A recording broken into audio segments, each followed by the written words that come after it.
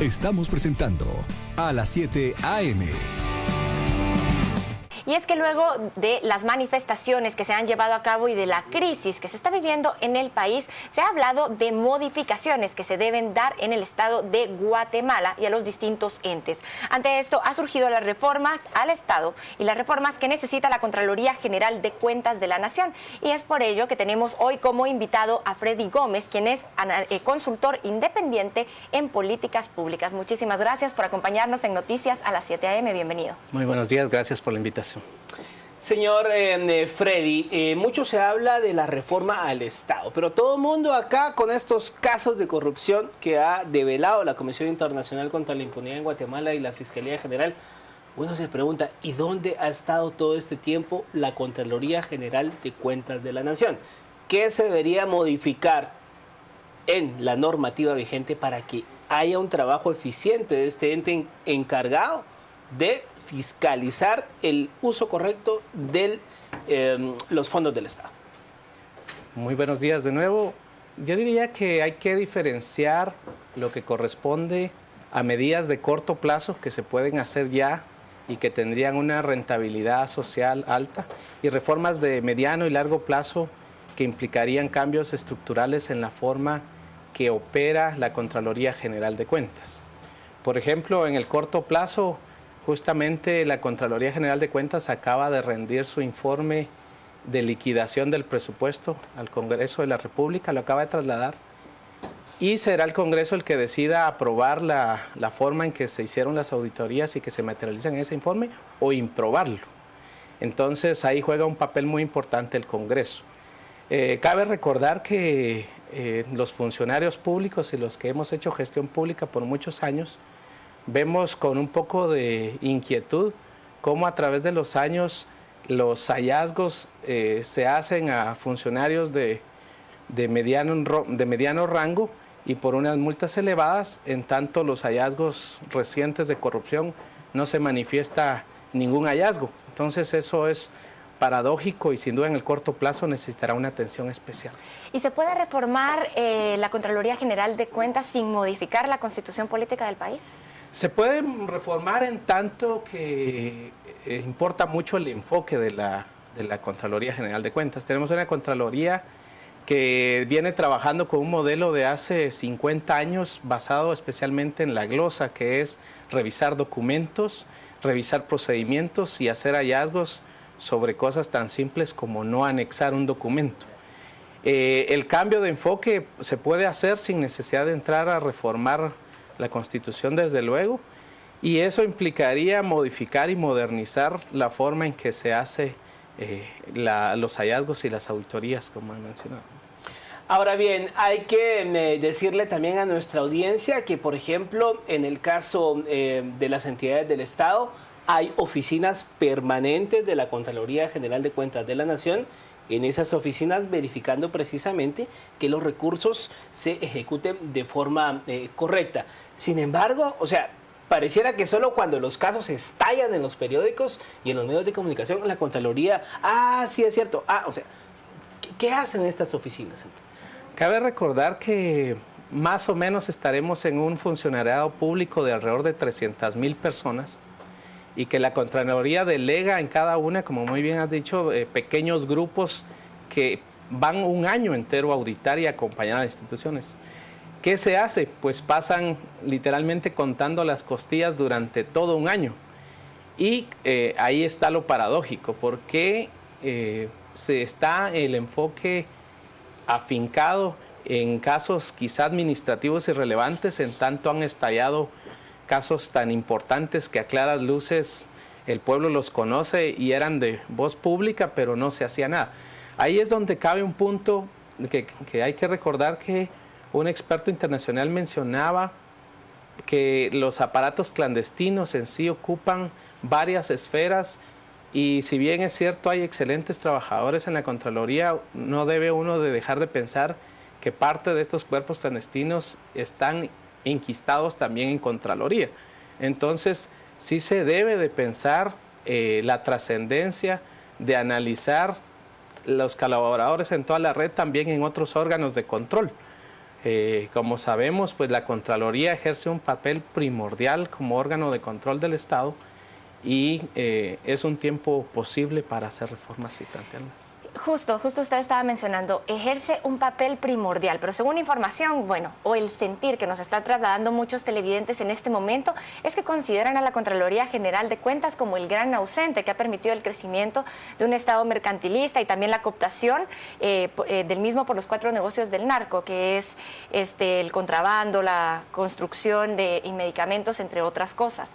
Pero en este momento, que ya se está hablando de una posible modificación, que se espera una modificación, ¿cómo podrían llegarse a dar las mismas? ¿En qué orden debería de darse estas modificaciones a la Contraloría General de Cuentas? ¿Y cómo hacer para que no se queden solo en papel, sino que llegue a darse en concreto, en esencia, en esta institución?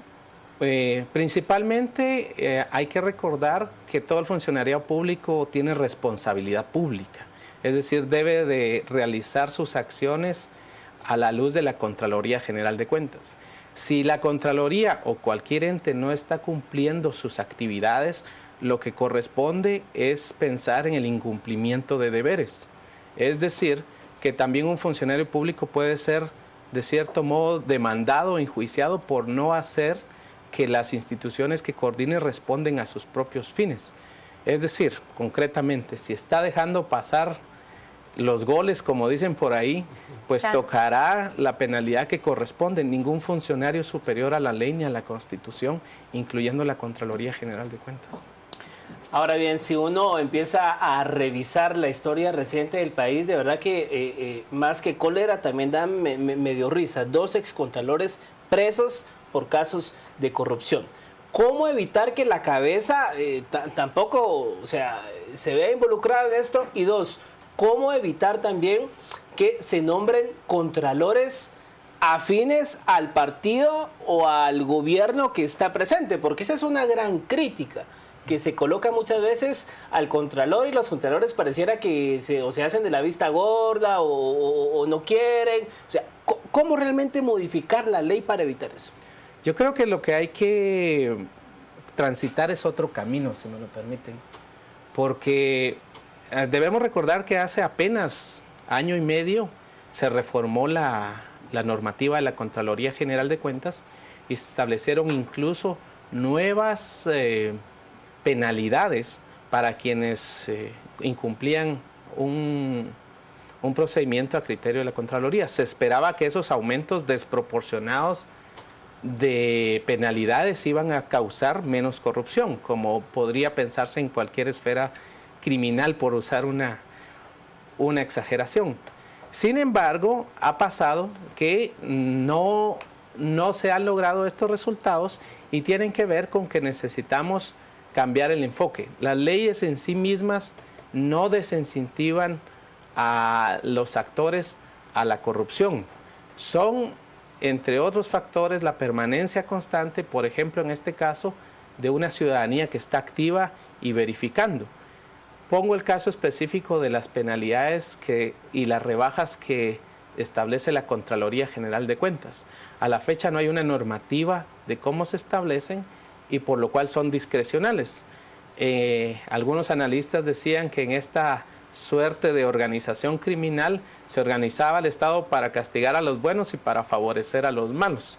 Cuando existe esa discrecionalidad, esos son los instrumentos con los que se favorecen a ciertos sectores. Entonces, hay medidas que se pueden hacer ya de transparencia en Contraloría y en general en otras instituciones públicas. Pero hablando de estas medidas que se podrían llevar a cabo, parte del trabajo que está realizando la CICIG en Guatemala es disminuir los niveles de corrupción, o ese es el objetivo, trabajar directamente con el Ministerio Público. ¿Usted consideraría que sería necesario, como parte de estas medidas que usted estaba hablando que hay que realizar dentro de la Contraloría, que intervenga la CICIG, que la CICIG llegue a fortalecer la Contraloría General de Cuentas?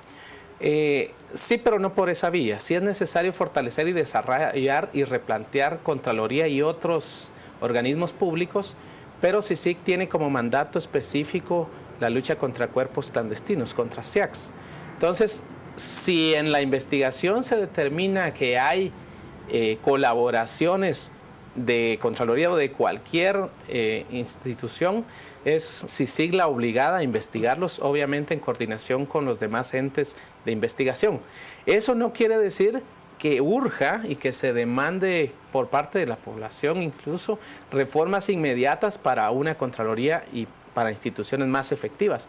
Hay que pensar que tenemos que llevarlo en paralelo y aquí juega un papel CICIG, juega un papel el MMP, pero ahora está jugando un papel súper importante la población. Recordemos que en los esquemas antiguos la rendición de cuentas se hacía a través de estos instrumentos, de presentar informes. Estamos en un modelo donde la población está en lo más avanzado de la fiscalización ciudadana, pidiendo cosas. Realmente la ciudadanía, como ciudadanos, no nos interesa cómo lo hagan. Para eso es que tienen la obligación de replantear una gestión moderna de sus instituciones. Ahora bien, dejemos a un lado el tema de la institución en sí y hablemos, por ejemplo, de esta demanda ciudadana que también por estos días se ha levantado mucho. El tema de que los funcionarios públicos o quienes pretenden llegar al poder político ventilen cuál es su patrimonio. Esto se lo digo en días recientes. La agencia de noticias Reuters da a conocer que el presidente de México, Enrique Peña Nieto, declaró una propiedad como una herencia y resulta que no era una herencia. Él había adquirido, la había comprado y había declarado bajo un precio de risa. ¿Cómo evitar? Porque esos casos que se dan en México se dan acá. ¿Cómo evitar que quien llega al poder realmente la ley de probidad le permite ahí hacer una de triquiñuelas para engañar a la población?